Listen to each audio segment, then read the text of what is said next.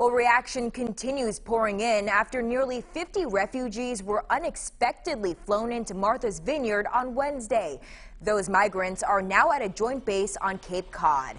One local leader says this isn't the first time they've seen a story like this unfolding in New England. Our 12 News reporter Matt Paddock joins us now live in studio with those details. She and I spoke with Providence NAACP President Jim Vincent today, who says this isn't the first time human lives have been used as what he calls political pawns, sharing with 12 News the history behind the Reverse Freedom Ride.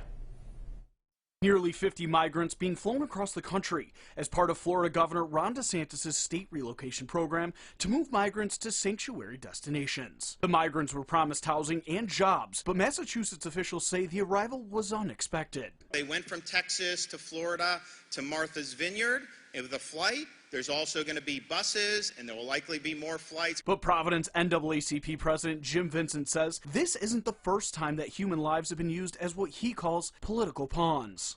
They should not be used as pawns, people as pawns in a political game. For Vincent, he says history is repeating itself right in front of our eyes. I think a lot of people don't know this history. So let's turn back the clock 60 years. The year is 1962. Segregation still exists. Racism runs rampant. And in comes what's known as the Reverse Freedom Rides. 1962, in Arkansas, a busload of black people were bused to the Cape. And in that, Vincent says you'll find a shocking parallel between what we've witnessed this week in the Cape and from the Reverse Freedom Rides of 1962. Putting black people on bus with large families and people recently released from prison with the promise of jobs and homes, and even meeting President Kennedy.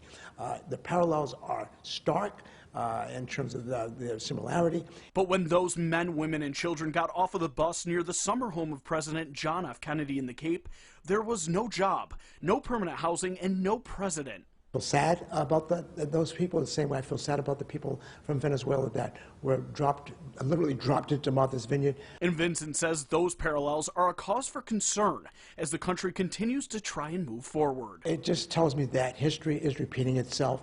You're taking you have people today that go back to the old racist playbook of the past to implement policies and procedures and strategies that are harmful to people of color. And if we don't pay attention, there could be a bad outcome. Massachusetts Governor Charlie Baker said members of the National Guard will help with the relief effort at the base, as Governor Ron DeSantis claims there will likely be more flights. Live in studio, Matt Paddock, 12 News.